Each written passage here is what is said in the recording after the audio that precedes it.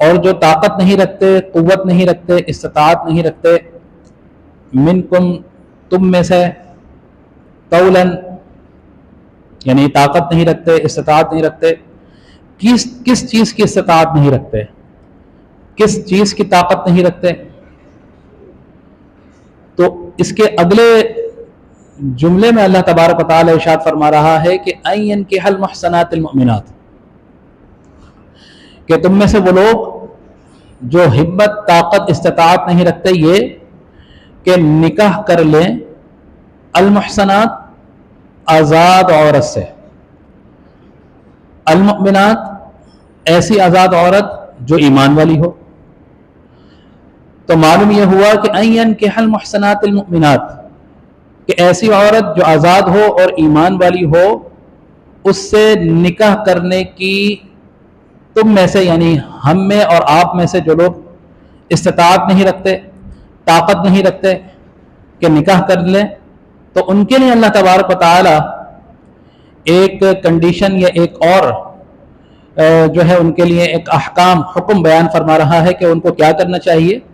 تو ان کو کرنا چاہیے فَمِمَّا مَلَكَتْ أَيْمَانُكُمْ مِنْ فَتَيَاتِكُمْ الْمُؤْمِنَاتِ،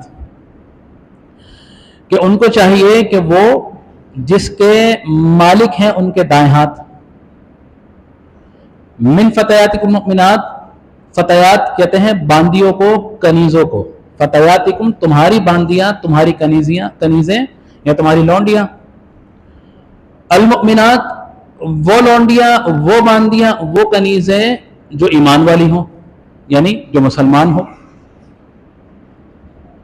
تو ان لوگوں سے، ان عورتوں سے، ان کنیزوں سے، ان خواتین سے نکاح کر لیں. کون؟ کہ جو آزاد عورت سے نکاح کرنے کی استطاعت نہیں رکھتے، ان کے پاس اتنی مالی وسعت نہیں ہے کہ وہ آزاد عورت کو اپنے نکاح میں لیں. تو ان کے لیے ایک اجازت دی جا رہی ہے، ایک کنڈیشن بیان کی جا رہی ہے کہ ایسے لوگ کنیزوں سے نکاح کر لیں. لیکن اگلی آیت میں اللہ تبارک و تعالی ارشاد فرما رہا ہے واللہ اعلم بایمانکم، کہ اللہ تبارک و تعالی تمہارے ایمانوں کو جانتا ہے کہ تم کتنے مومن ہو، تم کتنے ایماندار ہو، تمہارے اندر کتنا ایمان ہے، اللہ تبارک و تعالی خوب جانتا ہے. بعضکم من بعض، اور تم میں سے بعض میں سے ہیں. یہ جو بعضکم من بعض، یہ جو الفاظ یہاں پر جو لفظ اللہ تبارک و تعالی الفاظ بیان فرمائے بعضکم من بعض، کہ اللہ تبارک و تعالی بیان فرما رہا ہے کہ تمہارے بعض میں سے ہیں. اللہ تبارک و تعالی خوب جانتا ہے تمہارے ایمانوں کو.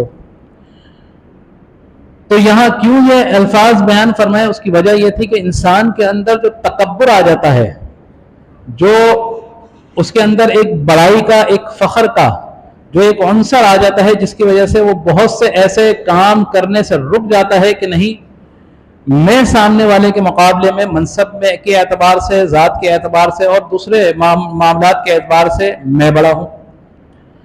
تو یہاں پر اللہ تبارک و تعالیٰ ان کی اس بڑائی کو ان الفاظ کے ساتھ ان کی تردید بیان فرما رہا ہے کہ بعضکم من بعض، تمہارے بعض میں سے ہیں. اس کا مطلب کیا ہے؟ اس کا مطلب یہ ہے کہ اچھا، عرب میں دستور تھا کہ عرب کے جو لوگ تھے وہ اپنے آپ کو عربی ہونے کی وجہ سے جو غیر عربی تھے یا دوسرے لوگ تھے ان سے اپنے آپ کو بڑا سمجھتے تھے اور اس بات پر فخر سمجھتے تھے، فخریہ جو ہے وہ لیتے تھے. اور پھر جب وہ لونڈیوں یا کنیزوں کے معاملے میں نکاح کرنے کے جب معاملات آتے تو وہ اس سے عارض محسوس کیا کرتے تھے کہ بھائی یہ تو لونڈیاں ہیں، یہ تو کنیزیں ہیں، یہ تو غلام ہیں، ہم ان سے کس طرح نکاح کر لیں. تو یہاں پر ان کی اس تفاخر کی اور اس فخر کی اور ان کے اس وہم کی تردید کی جا رہی ہے کہ حضرت آدم علیہ السلام کی اولاد ہونے میں سے تمہارے بعض سب برابر ہیں، کہ تم ایک آدم کی اولاد ہو. تو اس لیے دوسرے پر فخریہ انداز میں اپنے آپ کو پیش نہ کرو. اور پھر دوسری جو وجہ بیان کی جا رہی ہے، اس کی وہ وجہ یہ ہے کہ اس آیت کی تفسیر میں ایک قول یہ بھی ہے کہ یہ جو ہمارا ایمان لانا ہے، مومن ہونا ہے، یہ سب سے بڑی بات ہے. کیونکہ ایمان کی دولت ایسی دولت ہے، ہمیں اس پر فخر کرنا چاہیے. کہ اگر وہ کنیز، کیونکہ حکم ہو رہا ہے ایسی کنیز سے نکاح کرو کہ جو ایمان والی ہو. اب جب وہ کنیز ایمان والی ہے، مومن ہے، تو یہاں پر دوسرا جو قول ہے وہ یہ ہے کہ تم سب ایمان میں مشترک ہو، یعنی کہ وہ بھی ایمان والی ہے، تم بھی ایمان والے ہو، تو کیونکہ تمہارا دین اسلام ہے اور ایمان والا ہونا لونڈی کی فضیلت کا حامل ہے، تو لہٰذا تم اس بات میں عار محسوس نہ کرو کہ تم اس سے نکاح نہیں کر سکتے. شرط کیا ہے؟ ایمان ہے. اگر وہ مومنہ ہے تو اللہ تبارک و تعالی یہاں پر اس شخص کو اجازت دے رہا ہے کہ جو آزاد عورت سے نکاح نہیں کر سکتا، یعنی اس کے پاس اتنی مالی وسعت نہیں ہے، قدرت نہیں رکھتا. تو یہاں پر لیکن اب ایک سوال یہ آتا ہے کہ بھئی کنیزیں لونڈی تو اس کی بھی اپنی بھی ہو سکتی تھی. تو یہاں پر جو حکم ہے وہ ہے دوسرے کی کنیز سے نکاح کرنے کا، کیونکہ اگلی آیت میں تو اللہ تبارک و تعالی ارشاد فرما رہا ہے کہ فَانْكِحُوهُنَّ، تو تم اس کنیز سے نکاح کرو بِإِذْنِ أَهْلِهِنَّ، اذن سے، اجازت سے، اہلہن اس کے مالک کی، کہ تم نے کنیز سے جو نکاح کرنا ہے وہ جس کی ملک میں ہے، تم نے اس سے اجازت لینی ہے اور اس کی اجازت سے نکاح کر سکتے ہو. تو اس سے ایک بات یہ بھی واضح ہو گئی کہ اپنی کنیز سے، اپنی لونڈی سے نکاح نہیں کر سکتے، کیونکہ اس پہ تو آپ ویسے ہی تصرف رکھتے ہو. اگر کسی دوسرے کی کنیز ہے تو آپ اس سے نکاح کر سکتے ہو، لیکن اس کا بھی مہر ادا کرنا ہوگا. بعض مفسرین کرام فرماتے ہیں کہ جو اس کا مہر جو ہے وہ اس کے مالک کو آپ نے ادا کرنا ہوگا اور اس کی مالک کی اجازت ہوگی. مہر ادا کرو گے تو آپ اس سے نکاح کر سکتے ہو. ایک یہ کنڈیشن ہو گئی. تو اس سے یہ بھی واضح ہو گیا کہ اپنی غلام سے، اپنے لونڈی سے آپ نکاح نہیں کر سکتے. اب یہاں پر فرمایا جا رہا ہے وَآتُوهُنَّ أُجُورَهُنَّ بِالْمَعْرُوفِ، کہ ان کو ان کے مہر جو ہے ادا کر دو اور بھلائی کے ساتھ، اچھے اخلاق کے ساتھ. برا ماننے کی ضرورت نہیں ہے. ایسا نہ ہو کہ جی غلام ہے، لونڈی ہے، تو آپ اس کا حق جو ہے اس پہ غصب کر لیں. اچھا، اس سے ایک اور شک نکلتی ہے کہ جو غلام ہے آزاد عورت کے مقابلے میں اس کا مہر بھی نفس ہو جائے گا، کم ہو جائے گا. یہی وجہ تو ہے جبھی تو اس کو اجازت دی گئی، کیونکہ اگر وہ اتنا قوت نہیں رکھتا، اتنی وسعت نہیں رکھتا کہ وہ آزاد عورت سے نکاح کرے، اس کا مہر یا اس کا نان و نفقہ ادا کر سکے، تو غلام جو ہے ایمان والی عورت سے، کنیز سے نکاح کر لو. لیکن اب کنڈیشن بتائی جا رہی ہے کہ جیسے پچھلی آیت میں یہ جو ایک غلط فہمی تھی متاع کے حوالے سے، کہ جی بہت سے لوگ کہتے ہیں کہ جی متاع کے اندر بھی تو ہم ایک کانٹریکٹ کرتے ہیں اور اس کو جو عوض طے کرتے ہیں، مقرر کرتے ہیں، اس کو مہر کی شکل دے دیتے ہیں، اور وہ ایک دن کے لیے ہو یا ایک رات کے لیے ہو یا 15 یا 20 دن، جتنی بھی آپ مدت اس کے اندر طے کر لیں، اس کو وہ کہلاتا ہے کہ جی متاع کے حوالے سے اس کو کہا جاتا ہے. تو یہاں پر اس کی نفی کی جا رہی ہے کہ یہاں پر فرمایا جا رہا ہے کہ محصنات غیر مصافحات. محصنات کا ایک معنی ہے پاک دامن کا، نیک عورت کا، کہ جس سے آپ جس عورت سے، جس کنیز سے نکاح کر رہے ہو وہ پاک دامن ہو، نیک ہو، اور اس سے آپ کی خواہش اپنا نسب چلانا بھی ہو. صرف اور صرف نفسانی خواہشات جو ہے آپ کو حاصل کرنا نہ ہو. کیوں کہ اگر آپ نے نفسانی خواہشات، اب کسی سے اگر متاع کے طور پر آپ کانٹریکٹ کر اس سے ایک یا 2 رات یا 15 دن کے لیے، تو آپ کی اس سے خواہش ہوگی کہ ہم اپنا نسل چلائیں؟ نہیں ہوگی. کیوں کہ آپ کے ذہن میں ہوگا کہ ہم نے اس کو 2 دن بعد، 4 دن بعد اس سے الگ ہو جانا ہے، اور وہ خود ہی نکاح فسخ ہو جائے گا. تو کوئی بھی انسان، غیرت مند انسان، شریف انسان یہ نہیں چاہے گا کہ کسی ایسی عورت کو اپنے نکاح میں لے کہ جو وہ یہ کام کرتی چلی آ رہی ہو. کیونکہ ایسا تو نہیں ہو سکتا کہ اس نے آپ سے متاع کے لیے حامی بھری ہو، اس سے پہلے نہیں کرتی ہو. یہ تو ایک جو ہے یہ تجارت کا ایک طرز عمل نکلا ہے اگر جہاں ہوتا تھا. تو اسلام اس کی قطعی طور پر نفی بیان فرما رہا ہے کہ محسنات غیر مصافحات، کہ اگر ذہنوں میں آپ کے ایک کہیں جا کر یہ سوال پیدا بھی ہو رہا ہے کہ اس کا مطلب یہ ہے کہ اگر آپ محدود مدت کے لیے کسی سے کانٹیکٹ کر لو تو یہ ہو سکتا ہے متاع کی صورت ہو، تو اس سے اسلام نفی بیان فرما رہا ہے کہ متاع اسلام میں جائز نہیں ہے. غیر مصافحات، جس سے تم نکاح کر رہے ہو وہ بدکار نہ ہو، وہ فاحشہ نہ ہو، وہ کانٹریکٹ پر میرج کرنے والی نہ ہو. چونکہ آپ نے اس سے اپنی اولاد چلانی ہے، اپنی نسل چلانی ہے، اور انسان اپنی اسی جو ہے عورت کو اپنے نکاح میں رکھے گا اور ایسی عورت سے نکاح کرنا چاہے گا کہ جو بعد میں اس کے جب نسل اس کا چل نکلے تو اس کی اولاد کی اچھی پرورش کر سکے۔ ایسی عورت سے ہر آدمی، ہر انسان کتنا بھی برا کیوں نہ ہو کردار کا، اپنا اس کے رویے کا، لیکن اس کی خواہش یہ ہوگی کہ میں جس سے شادی کروں وہ اخلاق کی بھی اچھی ہو، وہ کردار کی بھی اچھی ہو، تاکہ وہ مجھے پریشان نہ کرے، بعد میں میری اچھے بچوں کی بھی اچھی پرورش کر سکے۔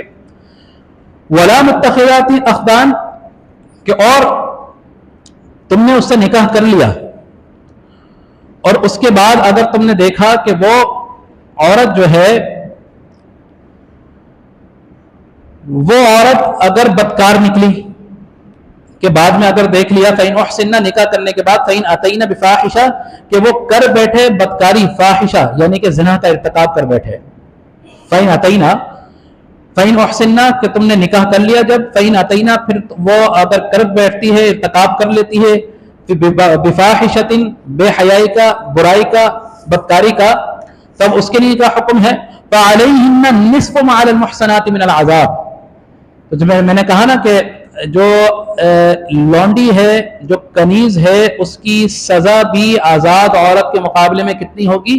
آدھی ہوگی، نصف ہوگی۔ یاد رکھیے کہ اگر کوئی مومن عورت، ایمان والی عورت اگر زنا کر بیٹھتی ہے تو وہ عورت ایسی بھی ہو سکتی ہے جو کنواری ہو، یا ایسی بھی ہو سکتی ہے جو نکاح شادی شدہ ہو۔ تو کنواری ہونے کی صورت میں زنا کرنے والی عورت اور شادی شدہ عورت جو زنا کرتی ہے، ان دونوں کی سزائیں مختلف ہیں۔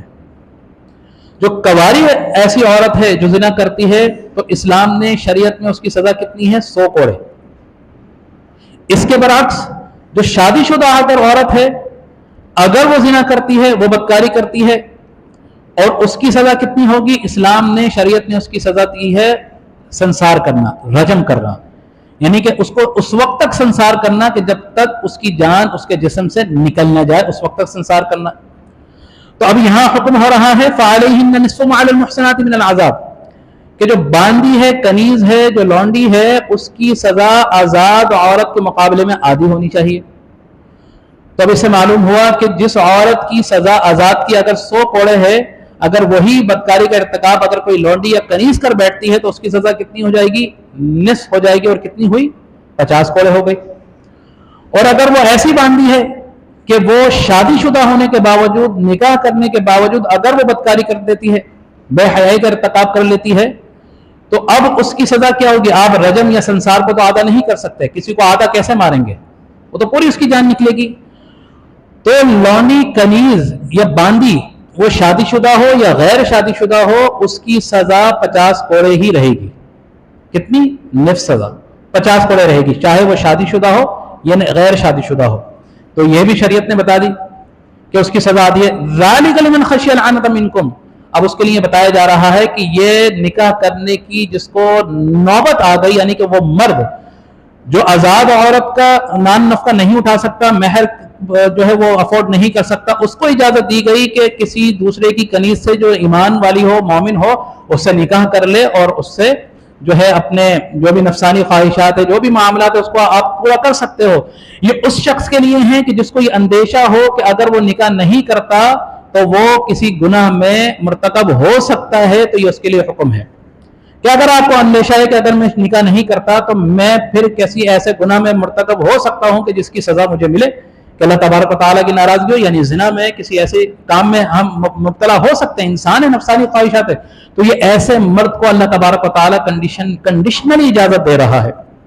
لیکن اگر وہ صابر ہے، تقوی گزار ہے، وہ اپنے آپ کو کنٹرول میں رکھ سکتا ہے، تو اس کے لیے کیا بہتر ہے کہ وَأَن تَصْبِرُوا خَيْرٌ لَكُمْ، کہ اس کے لیے بہتر وہی ہے کہ وہ صبر کر لے، وہ صبر کرے، کنیز سے، باندی سے، لونڈی سے نکاح نہ کرے، کیونکہ یہ اس صورت میں کہیں اجازت دی گئی کہ جب وہ افورڈ نہیں کر سکتا، لیکن بہتر یہی ہے کہ وہ صبر کرے، وہ اس کے لیے بہتر ہے۔ واللہ غفور الرحیم، اور اللہ تبارک و تعالی بخشنے والا بھی ہے اور رحم فرمانے والا بھی ہے۔ اب یہاں ایک تو نکاح کرنے کی فضیلت بھی بیان کر دی گئی، दूसरा ये भी कंडीशन बयान कर दी गई कि अगर आप आजाद औरत से नहीं कर सकते तो बांदी से निकाह कर लें। फिर यहाँ पर यह बात भी बयान कर दी गई कि मुहसनातिन गैर मुसाफिहात, कि ऐसी बांदी भी ऐसी हो कि जो पाक दामन हो, जो नेकोकार हो, गैर मुसाफिहात, जो बदकार ना हो, यानी कि जो बाजारू ना हो, जो जिसकी ये आदत ना हो बदकारी करने की, ऐसी औरत भी ना हो। तो ये मुता की भी एक तरीके से नफी कर दी गई। फिर वला मुहसनात वला मुत्तखिज़ाति अख्दान, और वो ऐसी औरत भी हो कि जो वो छुप कर अपने आशना बनाने वाली भी ना हो। ऐसा भी ना हो कि जो वो इस काम में जब वो लगी हुई है तो निकाह भी कर बैठी और उसके बाद उसको छुप के अपने शौहर से छुप कर दूसरे ताल्लुकात भी करने वाली हो, तो ऐसी औरत भी ना हो। तो ये कतई तौर पर नफी की जा रही है उन औरतों से जो बाजारी औरतें हैं। तो इससे ये बात भी निकलती है कि इस्लाम में मुता कतई तौर पर हराम है, उसकी इजाजत नहीं है। तो यहां पर अल्लाह तबारक व तआला ने अहकामात बयान फरमाए। अब आइए आखिर में निकाह का शरई हुक्म क्या है, कि निकाह अगर मैंने करना है तो उसका हुक्म क्या है, मुझ पर क्या क्या शराइत लागू होंगी, और अगर किसी औरत ने निकाह करना है तो उसके लिए क्या क्या शराइत लागू होंगी। ये बहुत तवज्जो से सुनने वाली बात है और इसको जहन नशीन करने वाली बात है। और वो लोग जो अभी गैर शादीशुदा हैं, जिनके निकाह होने हैं, जिनकी शादी होनी है, उनके लिए कि मर्द के लिए निकाह का शरई हुक्म यह है कि एतदाल की हालत में हो, यानी उस पर ना शहवत का ज्यादा गलबा हो, यानी उसको इतना गलबा ना हो कि वो शहवत बदकारी में पड़ सके, उसको गलबा ना हो, वो एतदाल में रह सके। दूसरी बात कि वो नामर्द भी ना हो, ऐसा ना हो कि आपने शादी तो कर ली लेकिन आपके अंदर वो सलाहियत नहीं है कि आप नस्ल को आगे बढ़ा सकें या आप औरत की जिन्स नफसानी ख्वाहिशात को पूरा कर सकें। आपके अंदर अगर ऐसी चीज नहीं है, ऐसी ताकत नहीं है, तो आप उस पर निकाह के लिए आपको इजाजत नहीं है, निकाह के लिए आपको करने की इजाजत नहीं है, क्योंकि आपने एक औरत की जिंदगी बर्बाद कर दी। तो एतदाल में हो, यानी उसको शहवत का गलबा ना हो, उसको ये भी पता हो कि वो नामर्द नहीं है। तीसरी चीज ये कि नीज वो मेहर और नान नफका देने पर कुदरत रखता हो। तीन चीजें, शहवत का ऐसा गलबा ना हो कि गुनाह कर बैठेगा, मुतदिल है, अपने आप को बर्दाश्त कर सकता है, मर्दानगी भी है यानी कि वो नामर्द भी नहीं है। तीसरी चीज नान नफका मेहर देने पर कादिर भी है। तो और ऐसे शख्स के लिए निकाह करना सुन्नत मुअक्कदा है, जिसमें ताकीद की गई है। दूसरी शर्त क्या है, क्या अगर ऐसा शख्स हो कि जिसको जिना करने पर जो उसका अंदेशा हो कि वो जिना कर बैठेगा, अगर वो निकाह नहीं करता तो वो बुरा काम कर बैठेगा, उसको इस बात का खौफ हो और वो नान नफका देने पर कादिर हो, तो उस कंडीशन में उस मर्द पर निकाह करना वाजिब है। क्योंकि उसको ये खौफ है कि अगर मैंने निकाह नहीं किया तो मैं कहीं बुरे काम में ना पड़ जाऊं, और वो नानो नफका दे सकता है, बीवी के हुकूक पूरे कर सकता है, नानो नफका उठा सकता है, मेहर दे सकता है। तो उस कंडीशन में उस मर्द पर निकाह करना वाजिब है। और तीसरी शर्त क्या है कि जिसमें निकाह करना फर्ज है, वो कंडीशन ये है कि ऐसा शख्स कि जिसको ये यकीन हो कि अगर वो निकाह नहीं करता तो निकाह नहीं करने की सूरत में वो जिना में या गुनाह में बदकारी में मुब्तला हो सकता है, और वो ऐसा शख्स भी है कि जो नानो नफका मेहर देने पर कादिर भी हो, तो अब उस शख्स पर निकाह करना फर्ज होगा। सुन्नत मुअक्कदा भी हो गया, वाजिब भी हुआ और फर्ज भी हुआ। जो शहवत और नानो नफका का जो अंसर है वो देखना है। नानो नफका दे सकता है, मेहर अदा कर सकता है, तो अब शहवत देखनी है। अगर वो कादिर है कि वो कंट्रोल कर लेगा तो उस पर सुन्नत मुअक्कदा है। अगर उसको ये खौफ हो कि अगर नहीं किया तो मैं खौफ मुब्तला मैं जिना में या बदकारी में या गुनाह में मुब्तला हो सकता हूं, तो उस कंडीशन में वाजिब है। अगर उसको ये यकीन की हद तक जो है वो हो कि मैं अगर निकाह नहीं करता तो मैं गुनाहगार हो सकता हूं, मैं जिना का मुर्तकब हो सकता हूं, तो इस कंडीशन में उस पर निकाह करना फर्ज हुआ। लेकिन अगर ऐसा हो कि इसे ज़ौजियत के हक पूरा ना कर सकने का अंदेशा हो कि अगर मैंने निकाह कर लिया और मैं हक के ज़ौजियत अदा नहीं कर सकता, नानो नफका नहीं दे सकता, मेहर नहीं दे सकता, तो उस शख्स पर निकाह करना मकरूह है। और हुकूक पूरे ना कर सकने का यकीन हो, एक तो होता है ना अंदेशा हो कि मैं नानो नफका नहीं दे सकता, तो वो मकरूह है। और अगर उसको ये यकीन हो कि मैं नानो नफका नहीं दे सकता और बीवी के हुकूक पूरे नहीं कर सकता, तो उस शख्स पर निकाह करना क्या है, उस शख्स के लिए निकाह करना हराम है। तो ये भी कंडीशंस हैं कि बाज़ सूरत में सुन्नत मुअक्कदा, बाज़ में वाजिब है, بعض میں فرض ہو جاتا ہے اور پھر بعض میں مکروہ بھی ہے نکاح کرنا اور بعض میں حرام بھی ہے. تو یہ تمام کنڈیشنز ہمیں پڑھنی چاہیے, ہمیں دیکھنی چاہیے. اسی کنڈیشن کو عورت پر بھی لے لیجئے. اس کے لیے کیا ہوگا؟ اس کے لیے ہوگا عورت کے لیے کوئی ایسی عورت جو شوہر کی اطاعت نہ کر سکنے کا جس کو خوف ہو, اور اس کی جو ہے شوہر کے جو واجب حقوق جو اس پر واجب ہیں وہ ادا نہ کر سکنے کا اس کو خوف ہو, تو اس کے لیے نکاح کرنا ممنوع ہے. اور اگر ایسی عورت ہو جو شوہر کی اطاعت نہ کر سکنے اور شوہر کے واجب حقوق ادا نہ کر سکے, ان چیزوں کا خوف اس کو یقین کی حد تک ہو کہ میں شوہر کی اطاعت بھی نہیں کر سکوں گی, اس کے حقوق بھی ادا نہیں کر سکوں گی, تو اس صورت میں اس عورت پر بھی نکاح کرنا کیا ہوگا؟ اس عورت میں نکاح کرنا حرام ہوگا. اگر وہ کر لیتی ہے تو وہ گناہگار ہوگی. تو یہ کنڈیشنز ہیں نکاح کرنے کی کہ کس وقت آپ پر نکاح سنت ہے, کس وقت واجب ہے, اور کس وقت آپ پر فرض ہے, اور کس وقت آپ پر ممنوع ہے, اور کس وقت آپ پر حرام ہے. تو نکاح کرنے سے پہلے کسی کی بھی گھر میں اگر شادی, آپ اپنے بچی کی شادی کر رہے ہیں, تو ان کو نکاح کی تمام معاملات, کرنے سے پہلے کے معاملات, کرنے کے بعد کے معاملات, اور ازدواجی تعلقات اور شوہر اور میاں اور بیوی پہ کون کون سے حق ان پر ان کے ذمہ عائد ہیں نکاح کرنے کی صورت میں, یہ ہمیں ضرور پڑھنے چاہیے. اگر نہیں پڑھیں گے تو انجانے میں, علم نہ ہونے کی صورت میں, شادی کے بعد اگر ہم ایسا کوئی کام کر رہے ہیں کہ اگر بیوی ہے وہ شوہر کی اطاعت نہیں کر رہی, اس کے حقوق واجب ادا نہیں کر رہی, تو وہ بھی گناہگار. ایسا کوئی مرد ہے جو نان و نفقہ نہیں دے پا رہا, اگر جو ہے مہر ادا نہیں کر پا رہا, تو اس کی کنڈیشن کیا تھی, لیکن نکاح کر لیا اس نے, تو اب وہ بعد میں گناہگار بھی ہوگا.